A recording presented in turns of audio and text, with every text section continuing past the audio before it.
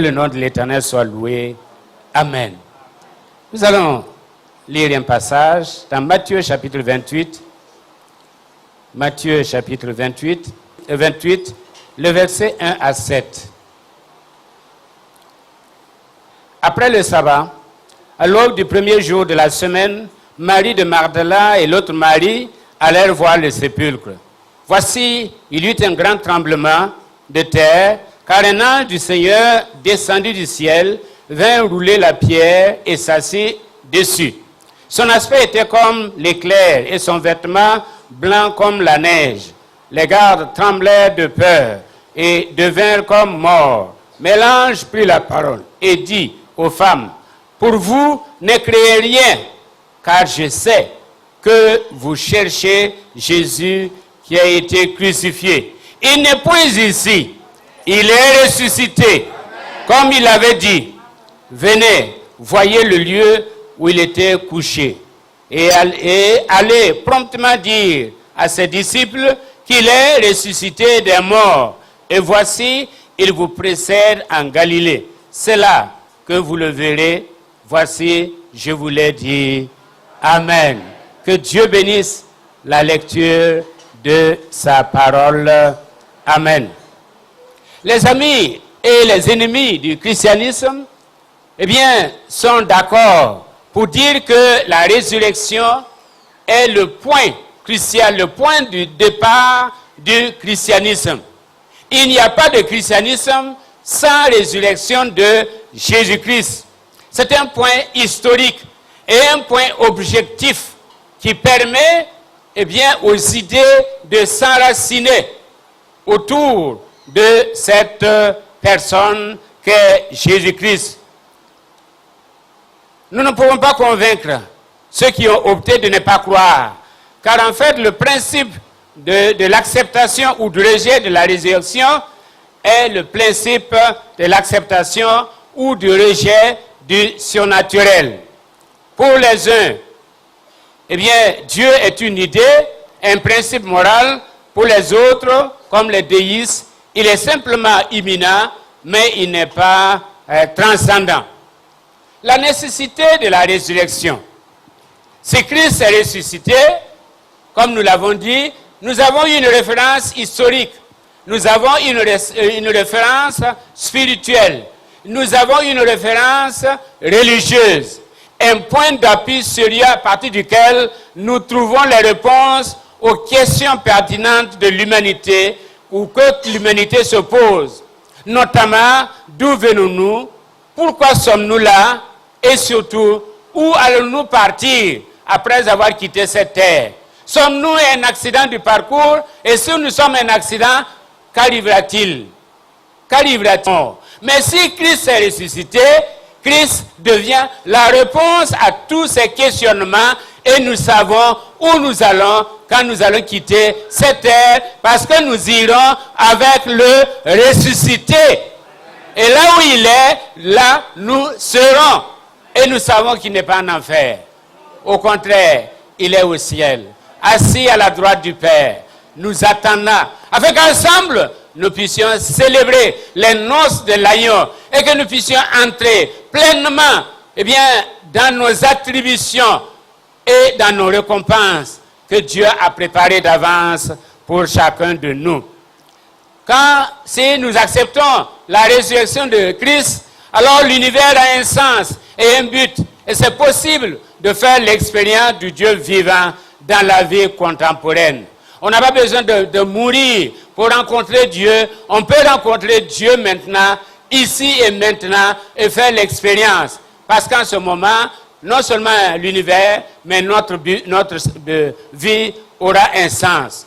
Si Christ n'est pas ressuscité, ce que Paul dit dans 1 Corinthiens chapitre 15, les versets 12 à 19, il dit si Christ n'est pas ressuscité, alors le christianisme est un bel objet dans un musée. Quand vous allez dans un musée, ce ne sont pas des choses actuelles qu'on expose là-bas. C'est le passé. Il y a des gens qui appartiennent à des musées. Comme il y a des objets qui appartiennent à des musées. Mais ce sont des gens du passé et ce sont des choses dépassées. Alors le christianisme n'est pas dépassé. Ce n'est pas un phénomène du passé, c'est un phénomène présent parce que Christ est ressuscité. Alors Paul dit, s'il n'est pas ressuscité, la prédication est vaine. La foi des Corinthiens, voire la nôtre, est vaine. Les apôtres sont de faux témoins. Les Corinthiens sont encore dans leur péché. Ceux qui sont endormis en Christ ont péri pour rien. Les chrétiens sont les plus malheureux du monde si Christ n'est pas ressuscité.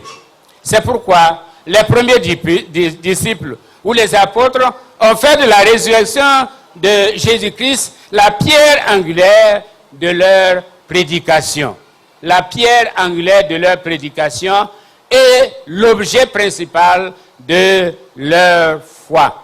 Nous revoyons la même préoccupation dans les épîtres, que ce soit Romains, que ce soit Galates, que ce soit Éphésiens, etc. Alors, il y a eu des arguments contre la résurrection.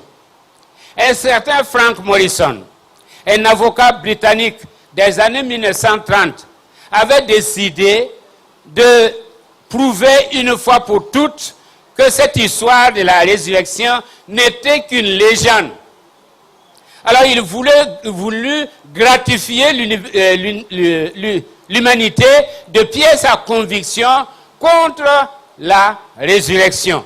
Établir juridiquement des preuves que Jésus n'a jamais ressuscité et que la résurrection n'a jamais eu lieu. Alors, au fur et à mesure qu'il avançait dans ses recherches, il a été convaincu du contraire. Donc, il a écrit un premier livre dont le titre est « Un livre qui ne peut pas s'écrire ». Parce qu'il ne pouvait pas prouver le contraire. Plus il cherchait, plus il avait des preuves que la résurrection a bel et bien eu lieu. Alors, il a été honnête, intellectuellement honnête, face à cette découverte. Il a été convaincu contre lui-même que la résurrection était un fait réel. C'est pourquoi il a publié un deuxième livre en anglais, Who Moved the Stone? Ça veut dire qui a déplacé la pierre. Qui a déplacé la pierre? Eh bien, à partir de là, il nous donne les conclusions. Il nous donne les conclusions de ses recherches. Il dit d'abord le tombeau vide. Parce qu'il y a deux choses. Dans la résurrection, il y a deux choses. Il y a le tombeau vide et il y a le Christ qui a apparu à des gens. Le Christ physique. Le tombeau vide. La première explication qui a été répandue était que les disciples sont venus enlever le corps pendant que les gardes dormaient. Alors il dit, quel juge vous défendrez si vous dites que pendant que vous dormiez, votre voisin est venu prendre votre télévision? Il n'y a pas ce juge-là qui va vous défendre. Donc, c'est un argument faux. C'est un argument qui n'est pas valable. Qui sait ce qui se passe quand on dort? On dit que les disciples sont venus l'enlever et pendant ce temps, les gars dormaient. D'abord, ils ne devaient pas dormir. Et puis, pendant leur sommeil, à moins que ça ne soit un rêve, ce n'est pas possible. Donc, juridiquement parlant, cet argument ne tient pas. En plus, c'est contre les principes psychologiques juifs. Chaque disciple était passible de la peine de mort pour leur déclaration. Nul n'est prêt à mourir pour un mensonge, mais on est plutôt prêt à mourir pour la vérité. Si les disciples avaient enlevé le corps, durant la menace de mort, en tout cas Jacques a été tué, ils auraient dit la vérité et rendu le corps aux autorités. Donc ça ne tient pas. Deuxième argument, est que les autorités juives ou romaines ont déplacé le corps. La question est de savoir pourquoi ils ont déplacé le corps. Après avoir assuré la surveillance, pourquoi changer de place? Une réponse beaucoup plus convaincante est le silence même des autorités devant les déclarations téméraires des disciples sur la résurrection à Jérusalem. Les responsables ecclésiastiques fumaient de rage et ils mettaient tout en œuvre pour arrêter la propagation de cette histoire. Pierre et Jean furent arrêtés. la solution aurait été simple. Exhiber le corps et l'exposer dans les rues de Jérusalem. C'était plus simple que d'arrêter les disciples. C'était simplement, vous avez changé on est venu changer le corps de place. Vous savez où on l'a déposé. Allez le chercher et puis vous exposez le corps. C'est aussi simple que ça. En tout cas, juridiquement, c'est ce que Frank Morrison dit. Il dit que pour un juge, vous ne pouvez pas dire on a changé le corps de place et vous ne pouvez pas livrer ce corps-là. Ça ne tient pas debout. Troisième argument, on dit que les femmes aveuglées par l'amertume se sont trompées de tombe. Et dans leur détresse, elles sont tombées devant une fausse tombe. Et on pensait que une fausse tombe qui était vide, et j'en pensais que c'était le tombeau de Jésus.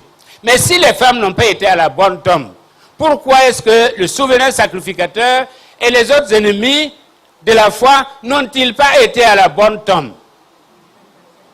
Si les autres se sont trompés, pourquoi vous, qui connaissez la vérité, vous n'avez pas été à la bonne tombe? Et Pierre et Jean, pouvaient-ils se tromper? Non. En plus, c'était un cimetière privé appartenant à Joseph d'Arimathée. Non seulement il n'y avait pas plusieurs tombes, mais aussi en cas d'erreur, Joseph lui-même serait revenu et aurait indiqué la vraie tombe.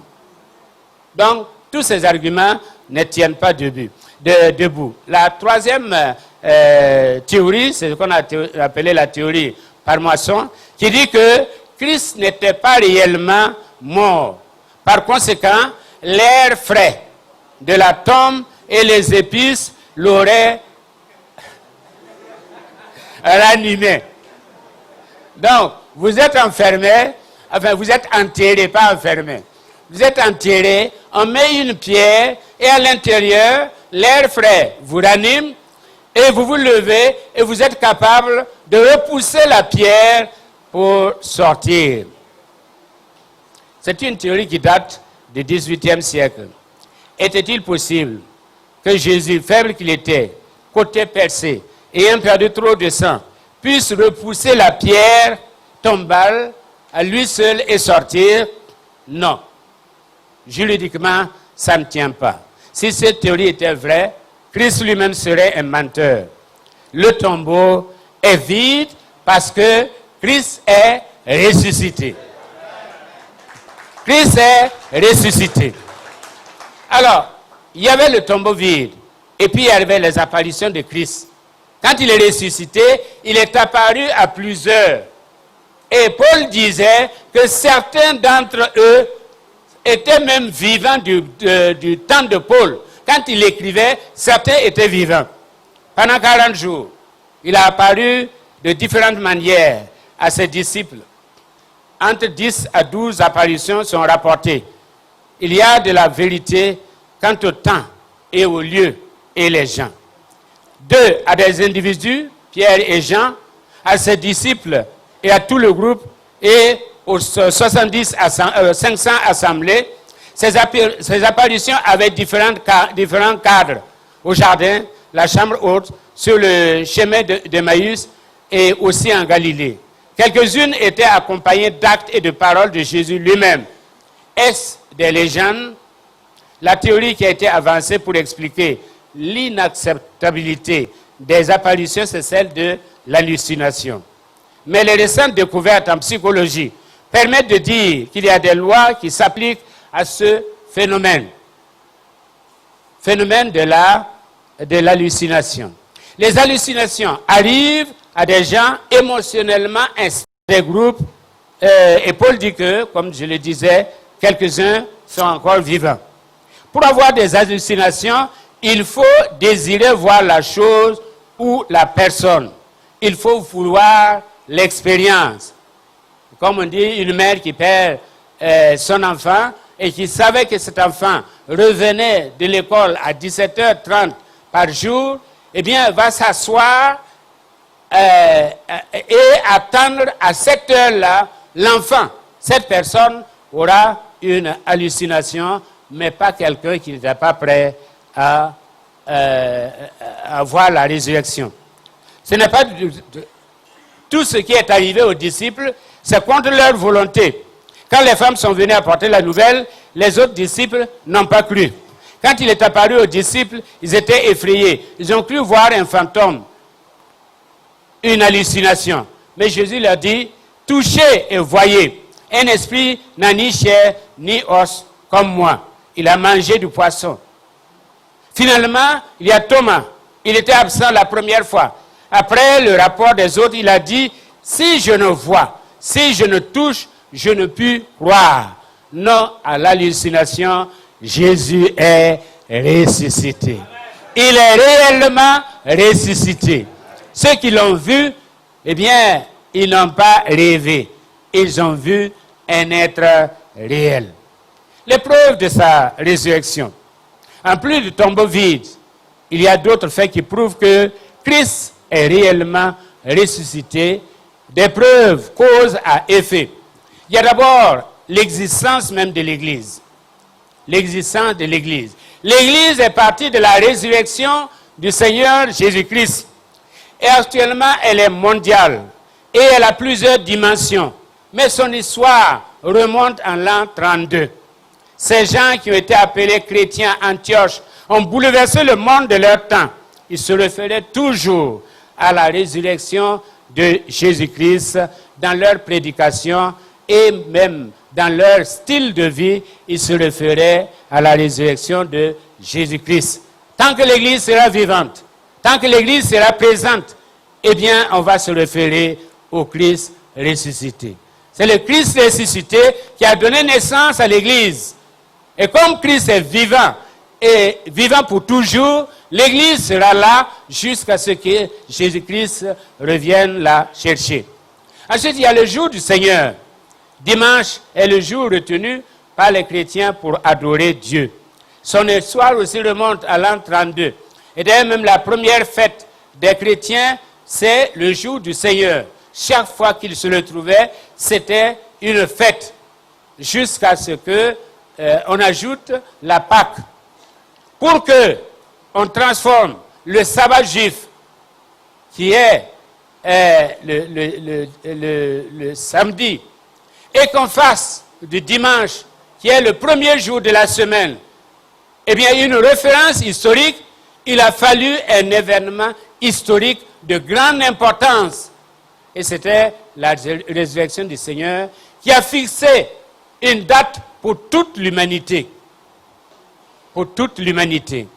Jésus est ressuscité. Ce changement est d'autant plus remarquable quand on sait que les premiers chrétiens étaient juifs. Si la résurrection n'est pas la cause de ce bouleversement, quelle est donc la cause? Mais c'est la résurrection. Jésus est ressuscité. Il est réellement ressuscité. Ensuite, il y a le livre chrétien, c'est-à-dire la Bible. Eh bien, ces pages contiennent des témoignages. 3 témoins oculaires, Jean, Pierre et Matthieu, qui ont écrit. Ils étaient des témoins oculaires. Paul, dans ses lettres, fait référence à la résurrection, de telle manière qu'il est clair pour lui et ses lecteurs que la résurrection était un événement connu et accepté sans question. Ces hommes qui ont aidé à transformer la structure morale de leur société, sont-ils des menteurs patentés ou des déséquilibrés mentaux? Non. Ce sont des hommes qui ont dit et qui ont écrit ce qu'ils ont vécu. Les apôtres affirment qu'ils ont été témoins de toutes ces choses. 3 choses pour un témoignage, pour qu'un témoignage soit valable. Les témoins doivent être de première main, ils doivent être nombreux, ils doivent avoir une bonne réputation. Les apôtres remplissaient toutes ces conditions. Les 12 apparitions, on peut en passer. La nature de la résurrection. Quelle est la nature de la résurrection? D'abord, c'était une résurrection véritable. Christ est vraiment mort. Contrairement à ceux qui disent, d'une part, qu'il ne pouvait pas mourir parce qu'il était Dieu. Donc, il a fait semblant de mourir. Et d'autre part, il y a ceux qui prétendent que Jésus n'était qu'un homme moral et qu'il est mort et enterré et c'est tout. Par exemple, les déistes La Bible de Thomas Jefferson dit « Jésus fut mort et enterré ». Il n'y a pas de suite. Parce qu'il ne croit pas au surnaturel. C'est vrai, il est mort. Mais il est mort comme tout homme. Mais il est ressuscité comme un Dieu. Amen. Il est ressuscité parce qu'il est apparu. Et ce n'était pas un convalescent, affaibli, mais un puissant vainqueur de la mort qui est apparu aux disciples, qui est apparu aux femmes. Dans Apocalypse 1, 18, il dit « J'étais mort, mais maintenant je suis vivant. » Deuxièmement, c'était une résurrection corporelle. Plusieurs choses prouvent que Jésus est ressuscité corporellement. Après sa résurrection, il a déclaré avoir de la chair et des os. David dit que la chair du Christ ne verrait pas la corruption. Le tombeau était vide et les bandes étaient pliées. Après être ressuscité, il a mangé avec les disciples. C'est une résurrection corporelle. Et il a retrouvé son corps et c'est ce que nous allons faire. Amen. Nous allons retrouver nos corps pour ceux d'entre nous qui vont mourir. Parce que moi, je ne suis pas candidat à la mort. Ceux qui sont morts avant nous, ils vont retrouver ce corps semé, corruptible, mais ressuscité, incorruptible. Troisièmement, c'était une résurrection unique. La veuve de Sarepta, le fils de la Sunamite, la fille de Jairus, le jeune homme de Naïn, Lazare, Tabitha, etc., sont morts et ils ont été ressuscités, mais ils sont morts à nouveau parce qu'ils n'ont pas reçu le corps de la résurrection. Bien sûr que son corps fut le même physiquement, et qu'il réagissait comme tout le monde. Cependant, il y a quand même des éléments de différence. Il passait au travers des portes fermées. Il n'avait besoin ni de nourriture, ni de sommeil. Il est vivant pour toujours. Amen. Il est vivant pour toujours. Et je termine par les conséquences de sa résurrection. Si Christ est réellement ressuscité, quelles sont les conséquences? Outre l'Église que nous avons évoquée, l'existence de l'Église qui est un fait. Quelles sont les autres conséquences? Premièrement, il y a l'application du salut.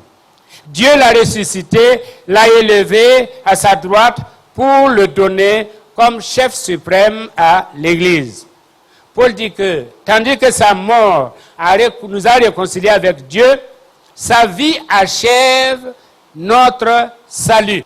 C'est-à-dire que c'est quand Christ est ressuscité, qu'il a brandi au diable le droit de rachat, le droit de propriété sur ta vie, sur ma vie, sur la vie des êtres humains. Il a dit à Satan, c'est fini, tu as fini, tu n'as plus droit de propriété sur qui que ce soit. Amen. Parce que j'ai validé. J'ai validé dans le séjour des morts l'acte, j'ai enlevé l'acte qui condamnait et j'ai validé leur salut. J'ai validé leur appartenance à Dieu. Et maintenant, ils appartiennent à Dieu totalement et pour toujours. Alléluia. Les preuves de sa puissance divine. La norme de puissance dans l'Ancien Testament, c'est celle qui a fait sortir le peuple d'Israël d'Égypte. La Pâque servait à rappeler la main puissante de Dieu. Exode chapitre 12. Dans le Nouveau Testament, la norme de puissance, c'est la résurrection de Jésus-Christ. Amen. C'est la norme de puissance. Elle est plus puissante que celle qui a libéré le peuple de l'esclavage. Parce que nous, non seulement nous avons été libérés, mais nous avons revêtu la nature de Christ et nous sommes devenus co-héritiers et héritiers avec Jésus-Christ. Alléluia. Cette même puissance est à la disposition de tous les chrétiens. Amen. Cette puissance est à la disposition de tous les chrétiens. C'est pourquoi des hommes, des femmes et voire même des enfants. Nous avons vu des enfants qui ont prié pour leur mère malade et Dieu a guéri. Pour leur père malade et Dieu a guéri. Pour leurs frères et sœurs malades et Dieu a guéri. Ils ont simplement dit au nom de Jésus. Alléluia. Et la puissance du ressuscité a traversé les mains pour atteindre le malade, pour le lever. Parce que sa puissance maintenant est disponible. C'est pourquoi, quand il a dit, voici les miracles qui accompagneront tous ceux qui auront cru. En mon nom, ils vont chasser des démons. Ils vont guérir des malades. Ce n'est pas seulement pour les pasteurs, mais c'est pour tout enfant de Dieu. Tout enfant de Dieu. Cette puissance est disponible. Elle atteste la divinité de Christ. Paul déclare que Christ a été déclaré Fils de Dieu avec puissance par la résurrection d'entre les morts. C'est la résurrection qui donne la preuve que Christ est la deuxième personne de la Trinité. Et que Christ est Dieu. Il est Dieu. Bien que pour un temps, il ait mis à part cette déité ou cette divinité pour prendre un corps humain, pour le besoin de la cause, parce qu'il est devenu homme, afin que nous puissions devenir Dieu. Amen. Il est devenu homme, afin que nous puissions devenir Dieu. Il est ressuscité pour notre justification. Nous pouvons avoir confiance que Dieu a agréé son sacrifice. Comment saurions-nous, si Christ n'était pas ressuscité, comme certains, dans certaines religions, comment saurions-nous que Dieu a agréé l'offrande? Parce que tu n'as voulu ni sacrifice, ni offrande. Et j'ai dit, je viens. Je viens pour être l'offrande. Comment saurions-nous que réellement Christ, Dieu a accepté l'offrande, Dieu a agréé l'offrande, si Christ n'était pas ressuscité? La résurrection de Christ, eh bien, c'est la preuve de la justification de tout chrétien. Nous sommes justifiés par grâce, non pas par les œuvres, mais par grâce, par sa mort sur la croix du Calvaire. Il est notre souverain sacrificateur. Il devient notre avocat auprès du Père. Il devient notre avocat auprès du Père. C'est l'avocat qui n'a jamais perdu un seul dossier. Amen. Tous les avocats que nous avons, tous ceux qui sont reconnus, les avocats qui ont même des causes perdues, Jésus, il est le meilleur des avocats. Il est l'avocat des avocats. Parce que quand tu vas, il prend ton dossier, il te dit, sois tranquille, ta cause est entendue. Ta cause est entendue. Personne ne peut aller contre toi. Et même tout arme forgé contre toi sera sans effet, parce que ta cause est entendue. Dieu est là. Et si Dieu est là, qui peut aller contre toi? Si Dieu est pour nous, qui sera contre nous? Personne ne peut aller contre nous, parce que nous avons un avocat. Nous avons un défenseur. Quand on était dans le village, quand vous avez les grands frères avec vous, vous provoquez. Parce que vous savez que si quelqu'un vient contre vous, vous avez les grands frères. Mais quand vous n'avez pas les grands frères, tu n'oses pas insulter en retour, parce que ça peut te coûter cher. Nous avons le grand frère qui est derrière. Amen. Nous avons le grand frère qui est derrière et qui ne s'amuse pas. Pour nous, il a payé le prix. Pour nous, il va prendre toutes les armes de Dieu pour nous défendre.